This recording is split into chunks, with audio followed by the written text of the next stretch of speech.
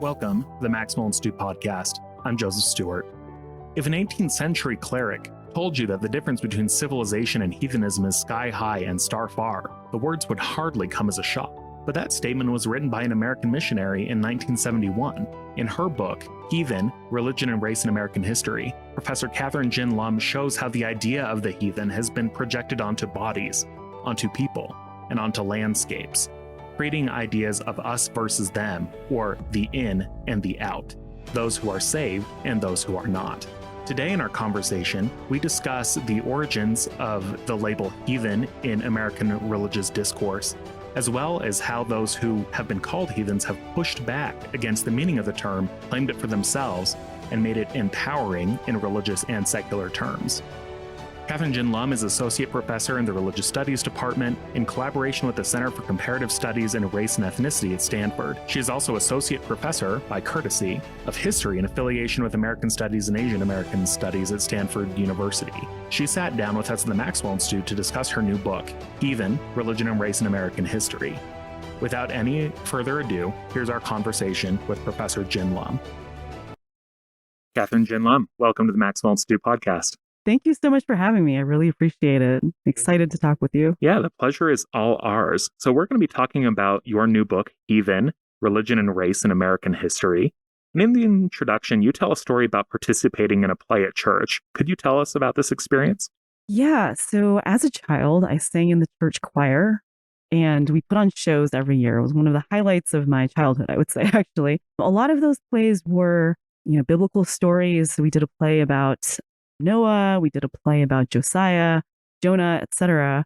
But one year we did a play that really stuck with me. And yeah, to this day, I remember it very vividly. It was a play called The Mission Connection, and it was about children who hop aboard a train called the Jesus Express. And these are children who are explicitly referred to as all American children, hop aboard the Jesus Express and bring the gospel to the world.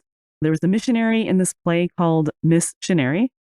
She had a song that I really liked, really wanted to sing. I auditioned for her part. I did not get it. I was instead cast as a Native American, which was not the term used in the musical.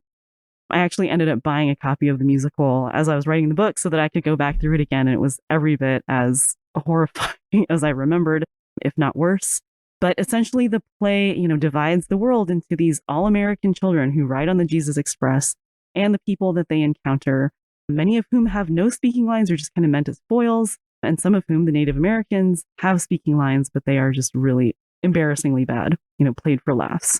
So that play, as a child growing up in this church, child who is a descendant of Chinese immigrants, that play really kind of stuck with me as it just raised questions for me about, what about all of these people in the world that we're supposed to bring the Great Commission to? Are they damned if we don't do that? It's the responsibility of us as children to go and save these people. And if we don't, what happens to them? And then I thought about it from my own perspective, too, as somebody, again, descendant of Chinese immigrants. I grew up believing that I was really lucky to have been born into a Christian family in the United States, but wondered to myself, well, what if the, missionary and the people aboard the Jesus Express had never missionized my people? What if I had been left in China and I had grown up as a heathen? What would have happened to me? So I think, some of those questions really actually inspired my first book about hell, interested in the concept of damnation, who gets damned, and then also this second book about the heathen, because, a majority of people understood to be going to hell were supposed to be heathens. And you write in your introduction that your book is a story about how Americans have set themselves apart from a world of sufferers as a superior people and a humanitarian people. Why is it important to the folks you're writing about that they view themselves as both superior and as humanitarian?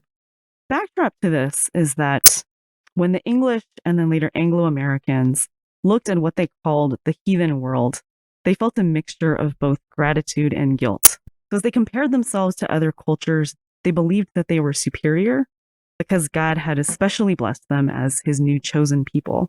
But at the same time, when they looked at the world, they felt guilty about, having all of these blessings while other people didn't, and then guilty that they weren't doing enough to help. Right? So humanitarianism is kind of a way of alleviating that guilt. And at the same time, humanitarianism also reinforces and reassures them of their superiority. Right? So it sets them up as the people who are the helpers, and it defines other people as the people who need to be helped.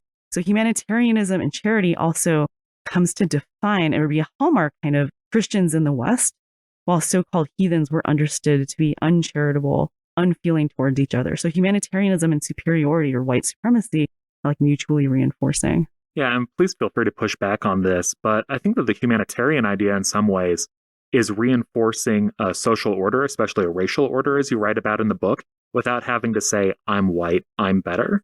It gives a more palatable tone to saying we are better than those people. Yes, exactly. And I think that the understanding of race that underlies that, what you just said, for me really comes from Sylvester Johnson's work on African American religions 1500 to 2000, democracy, colonialism, and freedom. There he writes about race as not just something that's rooted in the body, right? It's not just about skin color. It's about the division of the world, the colonial division of the world into the governors and the governed, Europeans and non-Europeans. And that, I think, really underlies this kind of humanitarian dynamic where Europeans, Euro-Americans claim themselves to be the ones who can and should govern the other. And part of that is this, humanitarianism, bringing help to the other because they need it. So as you're setting up the historical background to your book, you show how imagining what a heathen was meant projecting ideas or meanings in at least 3 different ways. So one is origin stories, one is landscapes, and one is bodies. And as soon as I was reading that, I was thinking about how hard it would have been to grow up without access to Google or encyclopedias where you can't just see what is going on in a nation or see what an individual might look like. So what sort of primary sources or evidence were you looking at that helped you to see what white American Christians were thinking about as they were constructing the idea of the heathen? Yeah, I love that kind of question, right? Like, historians craft, what kinds of sources did I use? So a good part of the research for the chapters on landscape and bodies, somewhat on origin stories as well, came from time that I spent at a library company in Philadelphia. And basically what I wanted to do was to read what Americans were reading, right? So I wanted to know, like, what kinds of books, what kinds of sources did they have access to? What kinds of images were they looking at? What kinds of maps that helped them to formulate their ideas about the so-called heathen world? So I read things like, children's stories, textbooks, newspapers and magazines, travel narratives, state agent reports, missionary periodicals, and sermons, just to get a sense for, how are they imagining the so-called heathen world? And then basically what I did with those sources was that I built a database and I would pull, key quotes from these sources, images from these sources, and then I built a kind of keyword index, if you will. So I built up key terms that just kept on coming up, key tropes that were, associated with heathenness or heathen bodies or heathen landscapes. And then I keyword coded all of these sources so that I could then pull them and organize them into these chapters. Now that's like really getting into the weeds. No, I think it's important for listeners to understand how historians work. It's not just that you went to Google Book and put in heathen. It's that you were going through these sources and seeing what religious people were saying for themselves. And I was particularly interested in what you argue about landscapes. So, for instance, how did these Euro-Americans, how did they imagine India, and how did that come to view how they viewed not only the people that lived in the Indian subcontinent, but the landscape itself? Let me just backtrack a little bit to talk about how they're conceiving of the idea of a heathen landscape in the first place. So the thing about landscapes, right, is that it's very different in the places that Americans imagine to be part of the so-called heathen world. And they recognize this. So they just describe some places as, essentially deserts that are arid and barren. They describe other places as lush and overgrown. But at the same time, they see all of these places as heathen, and they believe that they share important similarities. And this really traces to, I think, the root of the term heathen, which lies in the heath, right? The wildernesses where old European heathens were supposed to wander, worshiping the old gods like Thor and Odin, because they refused to accept Christianity. Biblical passages reinforced this notion of heathen landscapes as wildernesses that needed help to blossom as the rose, right? So regardless of what they look like, missionaries are kind of filtering them through this idea that they're wildernesses that need help. But the interesting thing with India and also with China is that American missionaries and travelers did not initially necessarily see them as fitting into this paradigm of like overgrown wildernesses, right? They recognized that India and China were ancient civilizations, and they recognized that they had extensive built environments. And at first, they were actually somewhat in awe of the landscape. So you can see travel logs describing, the landscape as like colorful. It's sensory overload in some ways. And then the very same travelogue often will then take a turn and say, but these are inhabited by heathens. And if you scratch the surface of these landscapes that initially appear gilded and beautiful and whatever, you'll see that actually they hide essentially the same kind of lack or the same kind of problems that we see in other places in the heathen world. For India and China in particular, they argue that they're masking populations that are too big to be sustained, and that these regions, because of the heathenism of the people, they understand the people to be wasting their time and their energy, worshiping false gods, and as a result, failing to develop agricultural technologies to enable them to domesticate the landscape to the extent necessary for the populations that they have. So what I'm seeing here is that not only are Europeans and Americans connecting ideas about landscape, but also civilization. The idea that if you are worshiping correctly, if you are participating in correct religion, you are also going to live a certain way, not recognizing maybe that people can just choose to live in the ways that best fit the landscapes that they live in. Yes, exactly. And probably get to this later, but one of the ways in which people labeled as heathens pushed back against that label was specifically on this issue of landscape, and specifically in the ways in which white Westerners, Europeans, Americans have decimated the landscapes and, many of the places to which they've gone. And so they've said, who are you to say that we are quote unquote heathens who don't know how to take care of the wilderness? You're the ones who are not taking care of the environment. So that is fascinating to think about how these ideas about landscape are being projected onto these quote unquote heathen peoples. The idea is that even if you're in lush jungle, there's still something unsettling or not right underneath all of this beautiful plumage. Or if there's a desert there, that there is something that even with just a small change could blossom as a rose, as you say. So I'm curious, how did this play out in thinking about racial difference on heathen bodies? So, for instance, in the 19th century, some Americans thought that Latter-day Saints were different biologically, or that there was something physically wrong with them because of the religion that they adopted. Is something similar playing out in other locations and with different groups? Yeah, so I think the key there is because of the religion that they adopted, right? So heathenism is understood to be the reason why heathen bodies are inferior to Christian bodies. But similarly to landscapes, they're understood to be changeable, right? So through conversion, they're understood to be able to blossom as the rose too, right? So heathen bodies were thought to be susceptible to disease. They were thought to be deformed because of the religious rites and penances that so-called heathens were participating in. Heathens were thought to misunderstand the nature of their bodies, and again, to misunderstand the nature of technology because they spent so much time worshiping the wrong things. So instead of, praying to the great physician and innovating medicines and healing technologies, they instead prayed to idols or false gods to heal them when they were sick, right? This was the way that white missionaries are understanding heathen bodies. But through conversion, you see these narratives emerge about heathen people who are essentially, it's like their race becomes changed in the process of conversion, and then they're described in different ways once they become Christians. So along with the change of heart, missionaries describe changes in the bodies of so-called heathen converts. And this is read both in the clothing that they wear, right, their ornamentation, but also they describe changes in complexion even, right? And they'll say about people, you could hardly tell that this person had been a heathen. You can hardly tell that this person, came from a particular people because they had converted. I think that that's, it's a really interesting thing where the heathen body, again, it's changeable. So race is not red in skin color. I think that that's really helpful. And something that I'm seeing in the book that I just found fascinating and so useful was the idea that non-white Christians are pushing back against these narratives that are being placed on them, both in the United States and abroad. So, for instance, how did African American Christians push back against racist narratives that they were inferior because of the color of their skin or their ancestry? Yeah, so non-white Christians and people who are labeled as heathens are able to push back against the heathen narrative by basically flipping it back onto a racist white society. So everything that white Americans were saying about them, they could turn around. So I think earlier I mentioned with landscape, that they do this and say, your landscapes are worse than ours, right? They do this with idol worship also, accuse white people of worshiping their own idols without realizing it, right? So idols of money, of technology, of white supremacy. So on white supremacy, I'll just give an example. Mary Church Terrell, who is late 19th, early 20th century civil rights activist, women's suffrage activist. And she flips the narrative to great effect when she argues that lynching shows just how demonic and barbaric white Americans had become.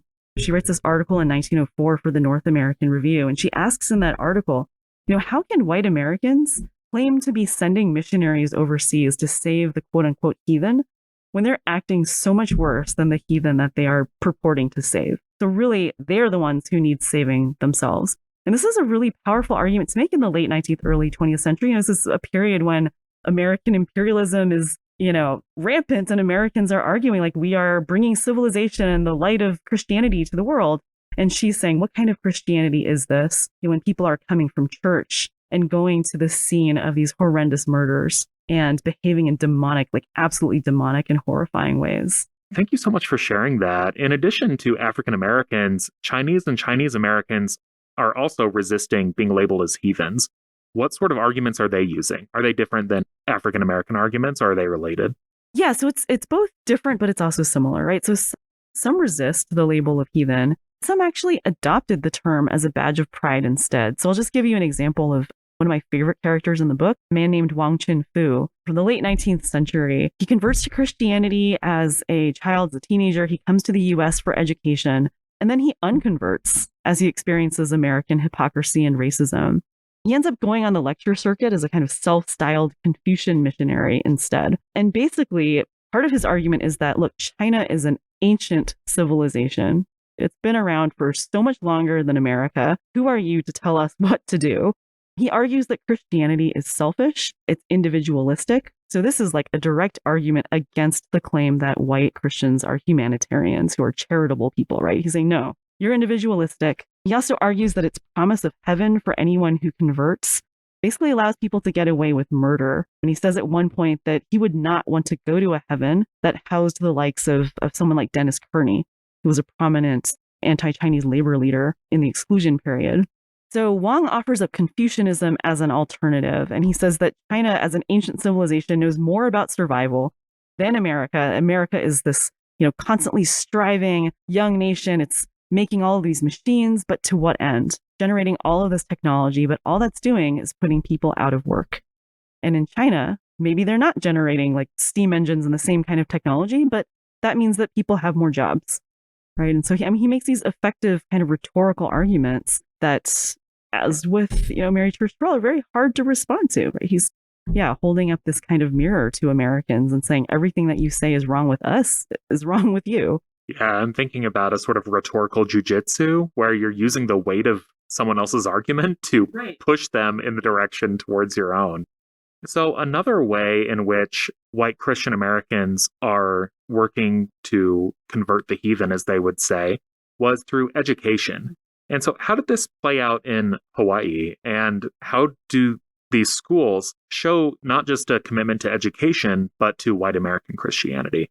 Yeah. So in Hawaii, right, you have a case where missionaries are setting up schools along kind of New England model, like very explicitly so, where even the structure of the schools mirror schools in New England. And these schools are meant to teach literacy. They're meant to teach small scale farming. Again, because the landscape is so important. And then obviously Christianity, which is supposed to underlie all of these things. The literacy rate skyrockets. Small scale farming is quickly supplanted by industrial farmers, much to the chagrin, actually, of the missionaries. Christianity is adopted by the Hawaiian monarchy and by much of the population, but importantly, not as an unquestioning, wholesale replacement of former beliefs. And here I want to mention just a phenomenal book. It's David Chang's The World and All the Things Upon It. So he writes not only about what missionaries brought, but more importantly about how Native Hawaiians interpreted it, how they translated textbooks to include their own indigenous ways of knowing, and then how they passed those ways of knowing on to students. So education could also be a site of resistance, right? And I think that that's really important to note. So I can imagine hearing about education in Hawaii and in other places and say, education is a positive thing. It's something that you're giving to people who might not have had those opportunities otherwise. How is it showing how humanitarianism is an important aspect of constructing the idea of the heathen? I think we can look to the devastating effects of residential schools for Native American children in the continental US and Canada for an answer to this also, right?